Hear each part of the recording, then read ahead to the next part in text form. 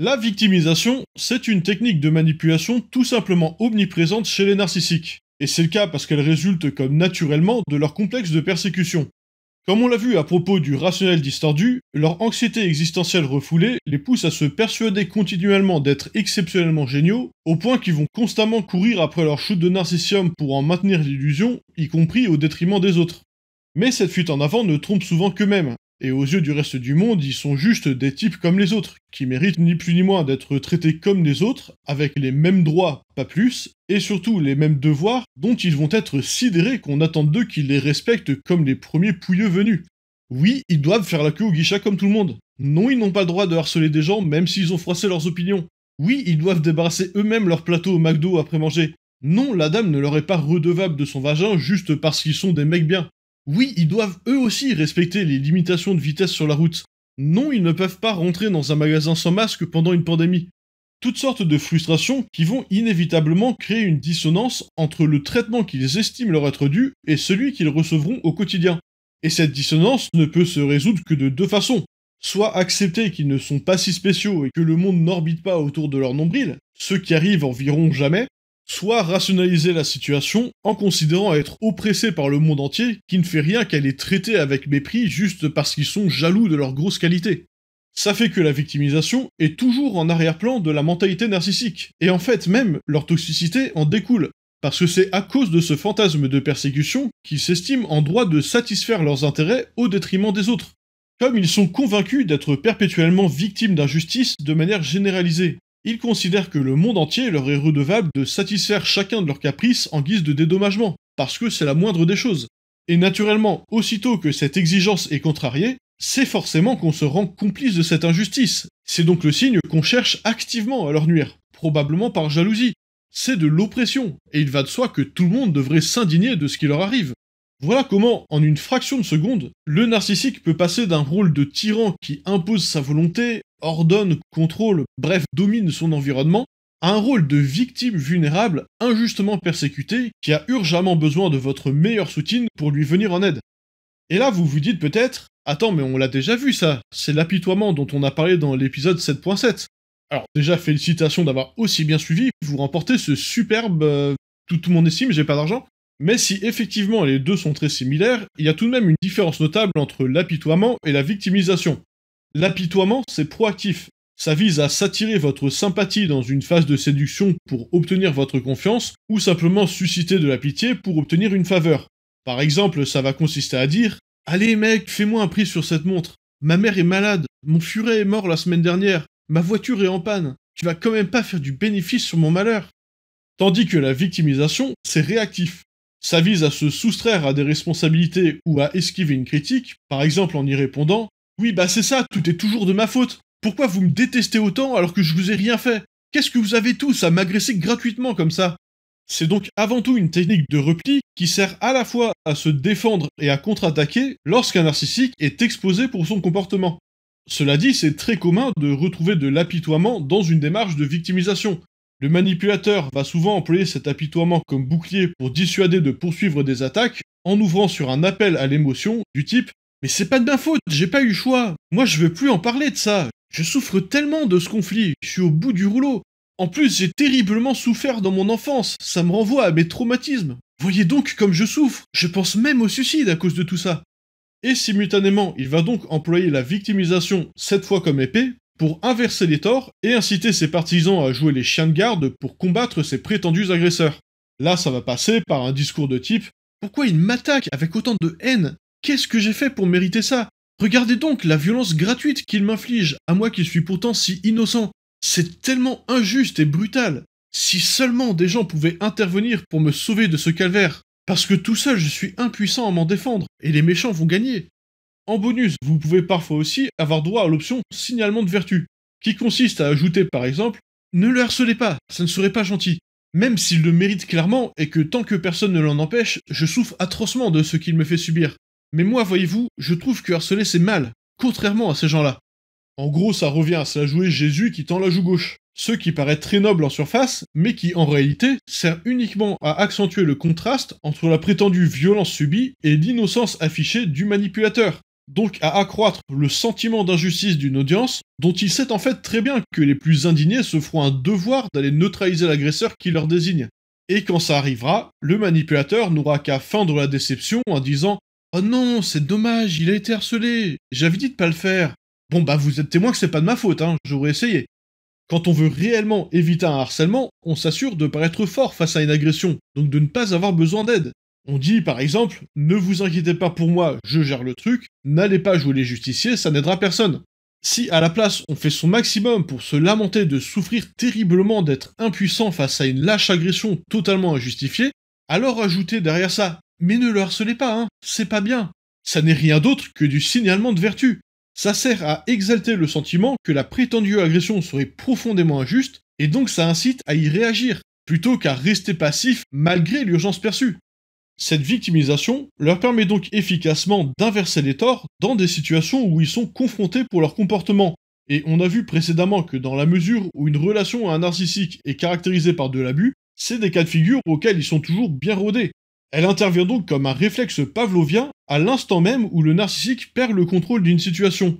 Et souvent il réembraye sur de la vindicativité, aussitôt qu'il sent que le vent tourne à nouveau à sa faveur, avec en prime l'excuse parfaite qu'il a bien le droit de pourrir en représailles celui qui l'a critiqué. C'est simplement de la justice, vu que c'est lui qui l'aurait agressé le premier. Bien sûr, l'efficacité de la technique est très variable selon le contexte, le talent du manipulateur, la vulnérabilité de l'audience, et tout un tas de facteurs qui seraient trop longs de lister. Mais le manipulateur n'a de toute façon pas besoin de faire l'unanimité pour que cette méthode porte ses fruits. Il suffit qu'un petit noyau de partisans soit assez galvanisé pour monter au créneau, on reparlera d'ailleurs des proxys, et ça suffit la plupart du temps à occuper suffisamment ses détracteurs le temps que les choses se tassent, voire même à les contraindre au silence par un harcèlement punitif. C'est aussi ce qui fait qu'un narcissique exposé pour ses comportements ou sa manipulation va avoir comme réflexe d'occuper immédiatement et le plus largement possible le champ médiatique avec sa version des faits. Par exemple, en réalisant vlog, après thread Twitter, après autre vlog, pour insulter, ridiculiser, menacer ou mettre des propos qui l'arrangent dans la bouche de ses contradicteurs. Parce qu'ils savent que plus ils feront de bruit eux-mêmes sur l'affaire, plus il y aura de monde qui n'aura eu vent du conflit que par son propre son de cloche, et que dans le lot, beaucoup seront trop impatients de s'indigner de l'injustice dont il se prétend victime pour prendre le temps de vérifier les preuves qu'il présente ou confronter son récit à celui de ses contradicteurs. Parce que c'est évidemment là le point faible de la technique. Puisque le principe de la victimisation est d'exagérer copieusement, voire inventer de toutes pièces l'injustice dont ils prétendent être victimes, ça suppose de parvenir à convaincre de les prendre en pitié, alors qu'il n'aurait en fait rien arrivé de spécialement injuste.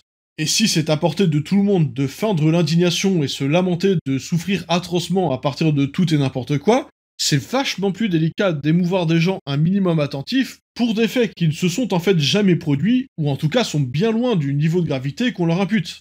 C'est pourquoi c'est très important de toujours s'assurer d'être convaincu par les faits incriminés avant de s'émouvoir du sort d'une victime. Et en passant, un gros red flag qui doit vous alerter sur un risque de victimisation, c'est quand le récit qui vous est présenté commence par faire appel à vos émotions, souvent votre pitié, votre tristesse, vos peurs ou encore votre indignation, et ensuite seulement vous expose les faits, souvent de manière confuse et décousue, au point que vous sortez de là en vous disant que bon, vous avez pas bien compris tout le drama, mais le pauvre il a l'air d'avoir énormément souffert, c'est super triste. Typiquement, ça va consister à ouvrir le récit avec de l'apitoiement sur un ton grave, à base de «Bon, je voulais pas faire ça, mais je dois vous en parler, ça me pèse trop, c'est trop grave, je souffre atrocement, je n'en dors plus, j'ai tellement perdu, j'ai même pensé à en finir, etc., etc., souvent en pleurs ou avec une forte émotion dans la voix, pour ensuite seulement expliquer vaguement les faits, toujours superficiellement, en dramatisant leur gravité avec des procès d'intention et des appels à des grands principes universels, et en se cachant derrière des excuses comme une discrétion liée à des procédures, pour ne pas trop entrer dans les détails, de sorte à ce que vous ayez surtout à le croire sur parole que c'est aussi grave qu'il le prétend, et même qu'il y a encore des trucs tellement plus graves qu'il a même pas le droit de vous dire lesquels.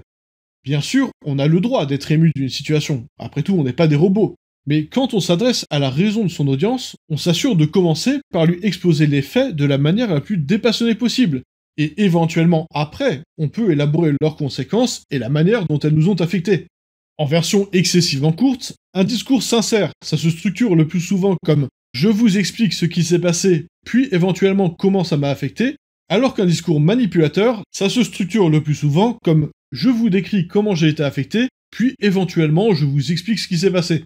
Évidemment, c'est pas une règle d'or, et ça arrive aussi que de vraies victimes témoignent mal, entre guillemets, sur le coup de l'émotion.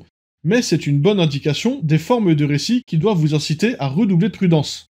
Pour vous donner une idée de ce qui caractérise la victimisation narcissique, je vais à nouveau prendre un exemple vécu auquel j'avais assisté dans le sillon de mes vidéos sur le fameux drama du REC. Pour rappel, j'y dénonçais la toxicité d'un groupuscule qui se revendique de gauche, personnellement j'ai quelques réserves sur leur légitimité, qui cherchaient n'importe quel prétexte à justifier leur harcèlement ininterrompu envers les vulgarisateurs sceptiques qu'ils désignent comme les zététiciens, au point d'ailleurs que beaucoup préfèrent à présent rejeter cette appellation tellement elle a été dénigrée.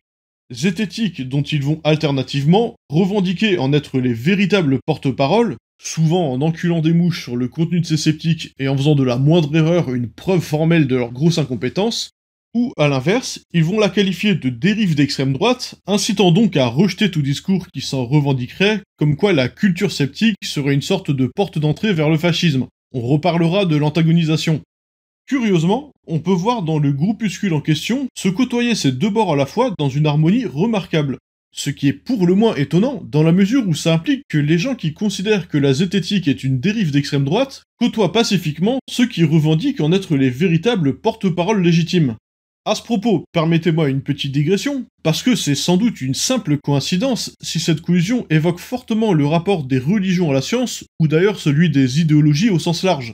D'un côté, vous avez ceux qui dépeignent la science comme un antagoniste qu'il s'agirait de combattre, pour inciter leurs partisans à renoncer au rationalisme au profit d'une foi aveugle dans leurs croyances.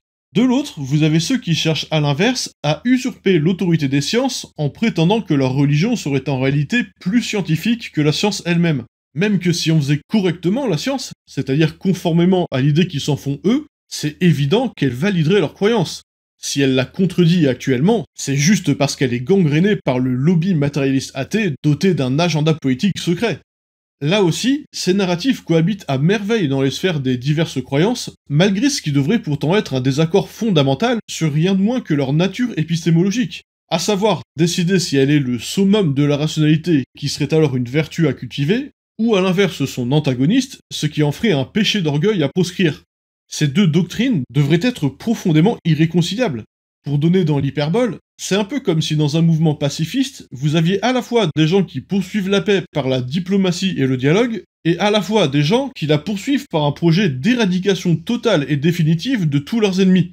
Se réclamer du même idéal ne peut pas suffire à ce qui se considèrent mutuellement alliés. Deux convictions aussi opposées ne sont pas censées pouvoir cohabiter. On s'attendrait à ce qu'un bord au moins refuse à l'autre toute légitimité à se revendiquer du pacifisme.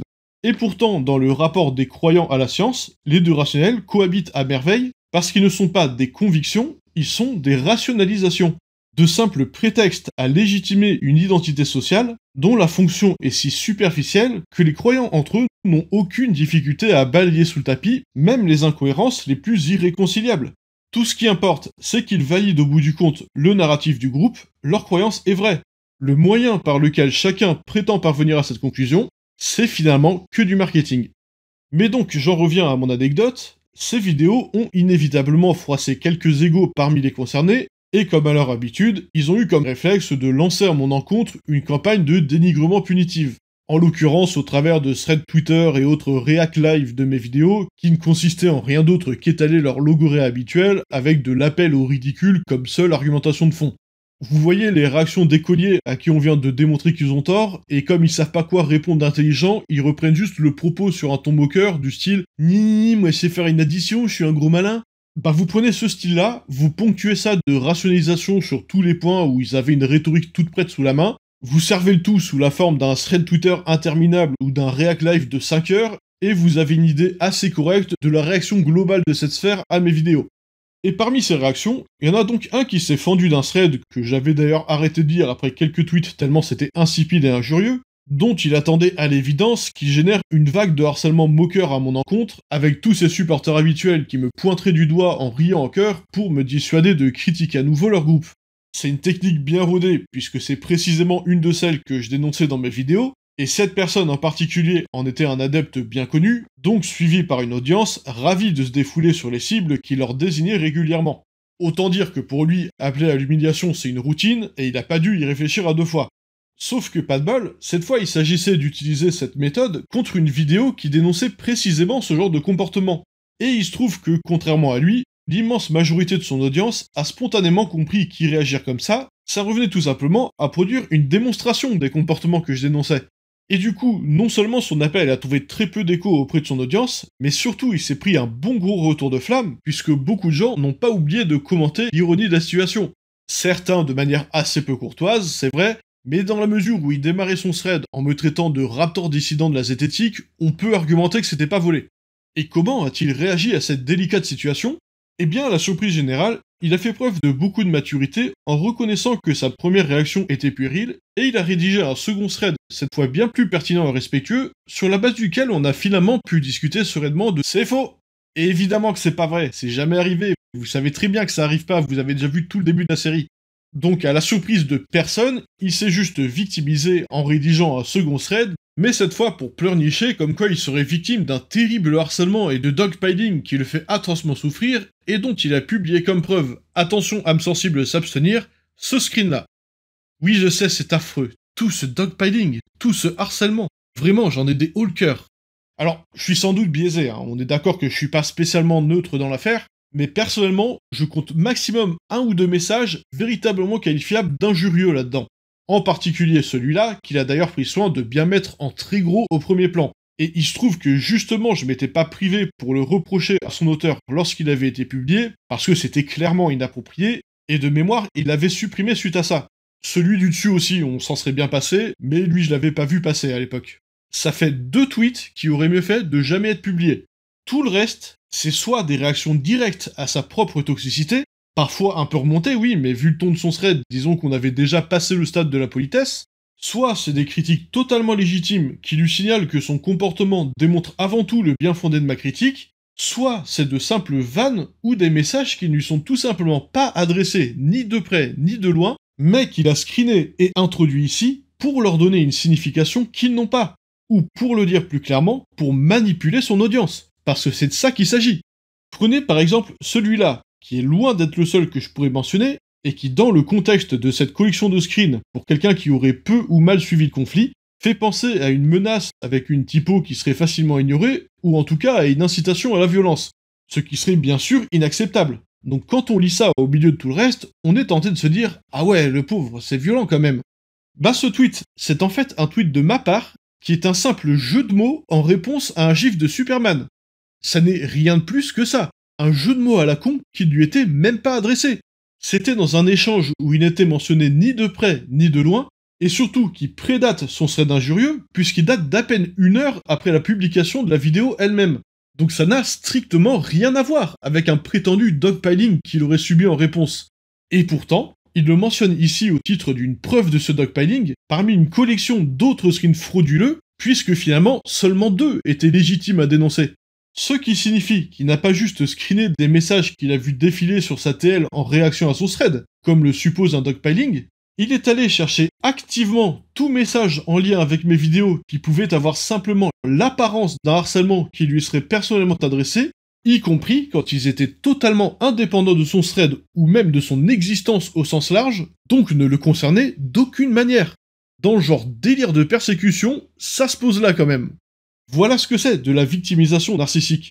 S'inventer de toute pièce une persécution, ou en tout cas exagérer démesurément une situation, afin de se créer une occasion de transitionner ni vu ni connu, de son rôle favori de courageux combattant qui domine un ennemi en le ridiculisant à un grand coup de thread Twitter, à un rôle de pauvre victime innocente à qui il faudrait de toute urgence injecter 30 cc de groussotine pour le consoler du terrible harcèlement qu'il subit en représailles de sa prétendue critique de ma vidéo. Et bien sûr, cette transition n'est nécessaire que parce que la première intention a échoué. C'est une stratégie de repli. Vous imaginez bien que si son appel à me ridiculiser avait à la place été suivi, il n'aurait pas enchaîné avec un thread larmoyant comme quoi le dogpiling c'est vraiment terrible. Il aurait au contraire tout fait pour rationaliser la vague de harcèlement que j'aurais subi, comme quoi non, inciter des centaines de personnes à m'insulter en réaction à ma vidéo, ça aurait pas été du harcèlement. ça aurait été juste moi qui n'accepte pas la critique. Et le plus ironique, c'est que même en utilisant ce genre d'artifice pour donner l'illusion d'un phénomène massif, il reste que son collage échoue totalement à convaincre qu'il serait bien victime d'un dogpiling qui mettrait en péril sa santé mentale comme il l'a prétendu. Je veux dire, le mec avait tellement rien de concret à présenter pour jouer la victime qu'il a littéralement screené des critiques tout ce qu'il y a de plus légitime, ou même des gens qui disaient simplement que j'avais raison, juste pour pouvoir remplir le vide abyssal de son collage. Et après ça parle d'accepter la critique, figurez-vous. Juste pour vous donner un point de comparaison, le harcèlement que moi je dénonçais à la même époque de la part du groupuscule duquel se réclame cet individu, c'était ça. Tout ça, c'est des messages qui m'ont été directement adressés. Pas des vannes innocentes dans leur coin que j'aurais dû aller chercher activement pour pouvoir m'en plaindre. C'est des trucs que j'ai vu passer directement sur ma TL. Est-ce que vous ressentez, comme dans ce screen-là, contrairement au précédent, l'odeur du harcèlement vous envahit spontanément les narines sans avoir à fournir le moindre effort? Bah c'est dû au fait que moi, j'ai pas besoin d'inventer des preuves de harcèlement là où il y en a pas pour prétendre en être victime. Il me suffit d'en montrer des vraies de preuves, parce que ça ressemble à ça du vrai harcèlement. Et encore, celui-là il est très modéré, comparé à ce que d'autres sceptiques subissent de manière habituelle. C'est un parfait exemple de pattern de comportement toxique. Le concerné a d'abord tenté sa stratégie habituelle, lancé une vague de harcèlement punitif au travers d'un thread injurieux parsemé d'appels au ridicule à mon encontre, afin de m'humilier et dominer ainsi toute la domination. Pas de bol, ce coup-là ça n'a pas marché, puisque c'était précisément le type de comportement que je dénonçais dans mes vidéos. Donc à la place, il s'est pris un bon gros retour de flamme.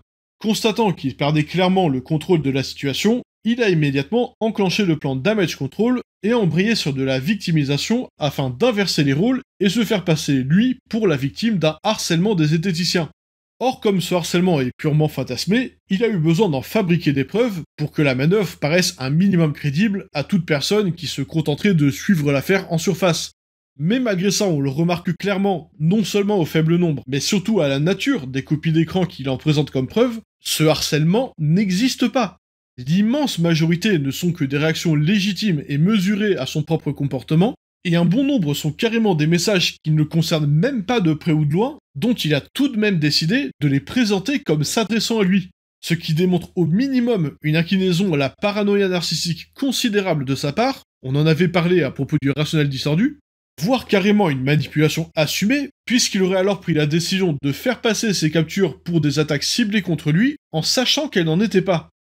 Et pour rajouter encore une couche à l'ironie qui est décidément fractale dans cette histoire, dans la vidéo à laquelle il réagissait, j'avais spécifiquement pris soin de dénoncer des comportements de manière synthétique sans désigner leurs auteurs. C'était un choix assumé, d'une part pour éviter justement les phénomènes de dogpiling, mais surtout pour permettre à ceux qui auraient participé à des shitstorms en croyant sincèrement bien agir, d'avoir la possibilité de se désolidariser des comportements en question sans même devoir reconnaître y avoir contribué. C'était pensé spécifiquement pour qu'une personne de bonne foi, qui serait juste tombée dans le piège de l'appel à l'indignation et qui comprendrait au travers de la vidéo que ces comportements sont toxiques, n'ait rien de plus à faire pour se considérer gracié que s'assurer de ne pas reproduire ce comportement-là à l'avenir, sans même avoir à s'excuser publiquement de les avoir eus par le passé, puisqu'il suffisait de s'en faire oublier. Autrement dit, j'avais volontairement laissé à n'importe qui d'affilié à cette sphère la possibilité de s'en tirer à bon compte en ayant participé à des shitstorms ou autres comportements toxiques, juste en s'assurant de ne plus recommencer. Parce que ce qui m'importait, c'était pas d'humilier publiquement des ennemis, c'était d'informer sur la toxicité et ses conséquences, de sorte à ce que le moins de monde possible ne s'en rende complice par ignorance. Donc comprenez bien que c'était incroyablement facile de prétendre ne pas être la cible de mes vidéos. Il suffisait de se désolidariser des comportements dénoncés, même de manière totalement hypocrite, et hop, le tour était joué. Le concerné n'avait qu'une chose à faire pour ne pas être assimilé aux Karen que j'y décrivais, ni avoir recours aux méthodes toxiques qui étaient décrites. En tout cas, pas en connaissance de cause s'il en avait eu par le passé. Mais juste ça, pour un narcissique, ça pose déjà problème.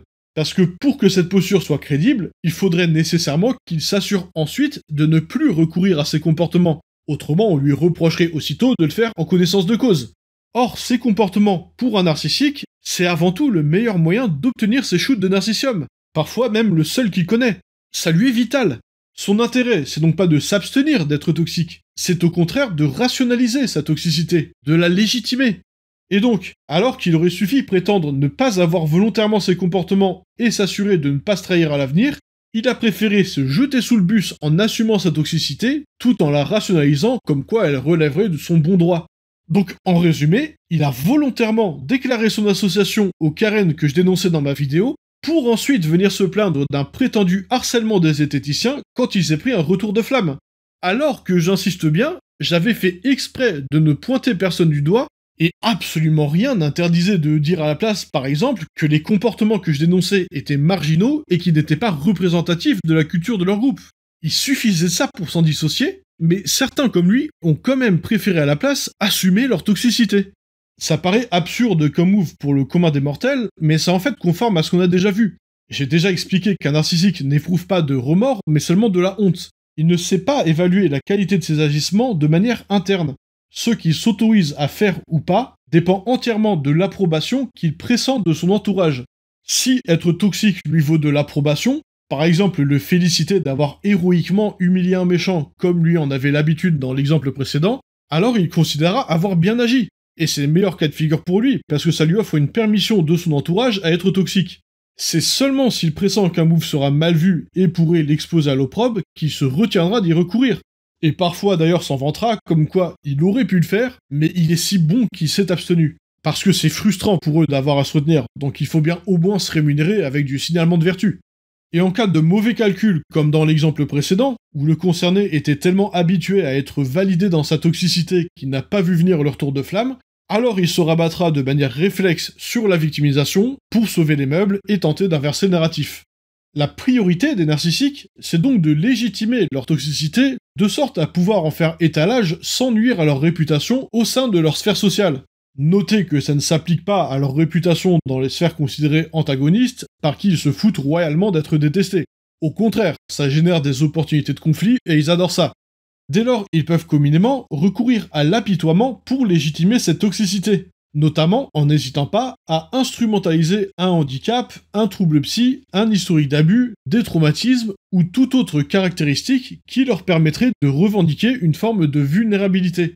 Déjà parce que, partant de là, leur agressivité ne relève déjà plus de la toxicité, elle relève de la résistance, du courage, de l'héroïsme. Ils ne sont pas des harceleurs toxiques, ils sont des victimes d'oppression qui luttent courageusement pour rétablir la justice.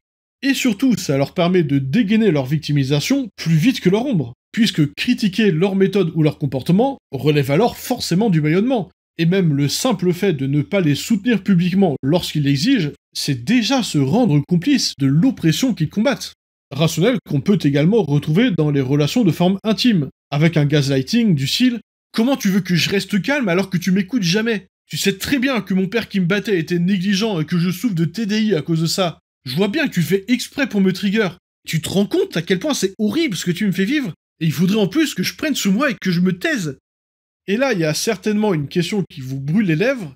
Est-ce que c'est seulement vrai ?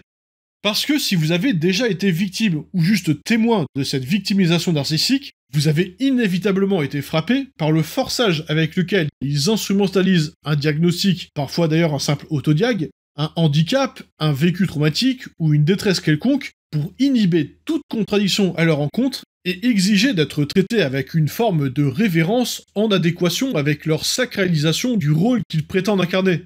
Et si c'est votre cas, vous avez forcément été très tenté de jeter le doute sur le bien fondé du récit par lequel ils se victimisent. Ne faites jamais ça.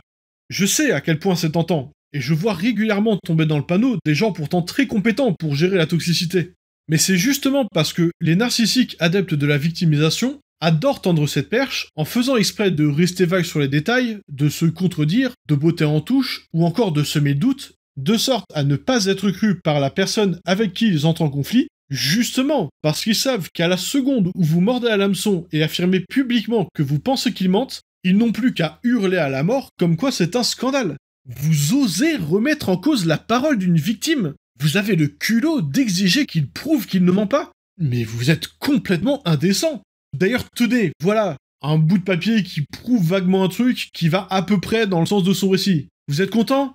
À cause de vous, il a dû revivre son traumatisme. Enfin, vous avez pas honte de douter de la souffrance des victimes comme ça ? vous l'aurez compris, en plus d'être infaillible et vous garantir de vous prendre un déluge de réactions indignées de la part de leurs partisans, c'est le principe de la shitstorm, ça a aussi l'avantage de permettre de faire passer des pseudo-preuves bancales pour des preuves formelles et définitives qui attesteraient de l'intégralité du récit. Par exemple, un reçu qui prouve au mieux qu'ils étaient bien là où ils affirment qu'il s'est passé un truc, mais qui prouve en rien que le truc se serait vraiment passé. C'est une pseudo-preuve qui, dans tout autre contexte, appellerait à exiger bien plus. Mais là, vu que le manipulateur se roule déjà par terre en se lamentant de la souffrance terrible que ça lui a soi-disant causé de sortir le reçu en question, bonne chance pour y répondre que ça ne prouve rien, sans vous prendre un second déluge de réactions doublement outrées de son fan club. Alors oui, c'est en effet très commun que ceux dont ils se prétendent victimes soient au minimum copieusement dramatisés et parfois même inventés de toutes pièces.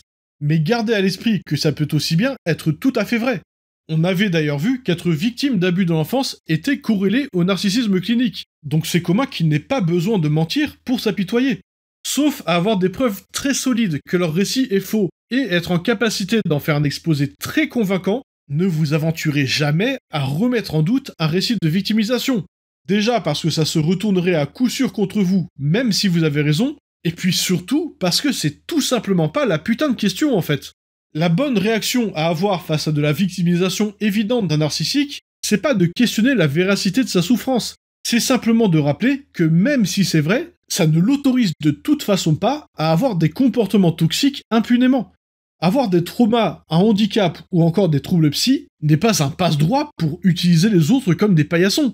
Ça peut bien sûr impliquer qu'on fasse preuve de plus de patience envers les concernés. Il s'agit pas d'avoir aucune forme de compassion. Mais ça, c'est à condition, déjà, qu'eux-mêmes fassent preuve d'empathie, sinon ils vont se faire foutre, et autant que possible qu'ils s'efforcent de trouver un équilibre entre leurs besoins spécifiques et les intérêts des autres, qui à la base n'ont pas apporté à leur place le fardeau de leur vécu. Je répète ce que j'ai déjà dit précédemment, avoir souffert n'autorise jamais à faire souffrir. Si quoi que ce soit, ça devrait rendre plus empathique, pas l'inverse. Il faut donc être attentif à ne pas tomber dans le piège d'un discours larmoyant qui enjoint à ce qu'on autorise de la toxicité au prétexte qu'elle serait légitimée par la souffrance des victimes, tout particulièrement quand il est question d'une cause qui nous tient à cœur. On parlera d'ailleurs de ça à propos du narcissisme noble. Un parfait exemple de cette erreur, et désolé d'avance pour celles et ceux que ça va froisser, c'est le fameux men are trash dont on entend souvent dire qu'il faudrait accepter que les femmes victimes de violences par des hommes aient le droit de le dire. Au motif que froisser les sentiments de quelques hommes un peu fragiles n'est rien en comparaison des violences sexistes injustifiables que subissent quotidiennement les femmes. Si c'est un bon exemple, c'est précisément parce que c'est vrai. Aucun homme n'est jamais mort d'avoir entendu dire men are trash. C'est un peu irritant, mais on s'en remet très bien. Par contre, les femmes victimes de violences conjugales, elles remplissent les cimetières, et je pense pas qu'elles devraient s'excuser de le rappeler. C'est réel, cette situation, mais ça ne justifie toujours pas de cautionner qu'on accable un genre entier, donc forcément des innocents dans le lot, en prétendant rétablir la balance. Imaginez un instant qu'un type qui ait été victime d'une agression par des Arabes vienne revendiquer un droit à affirmer publiquement que les Arabes sont tous des criminels. On est bien d'accord que là, ça apparaît tout de suite très gênant. Pourtant, c'est exactement la même logique. Bien sûr qu'il faut être compréhensif envers les victimes, et il n'y a aucun débat à avoir sur le fait qu'on devrait pardonner certains excès. Par exemple, une victime de viol qui aurait affirmé sous le coup de l'émotion que tous les hommes sont des violeurs. Mais il ne faut pas confondre excuser un excès et cautionner un excès.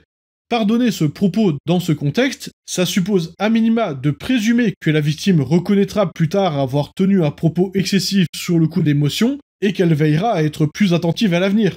Par contre, s'il est question de revendiquer un droit à dire « les hommes sont des merdes » au prétexte que cette colère est légitime, là on ne parle plus d'excuser un excès, on parle de l'autoriser et l'encourager. C'est pas du tout la même chose, parce que ça c'est la définition exacte de l'enabling. D'ailleurs on en reparlera.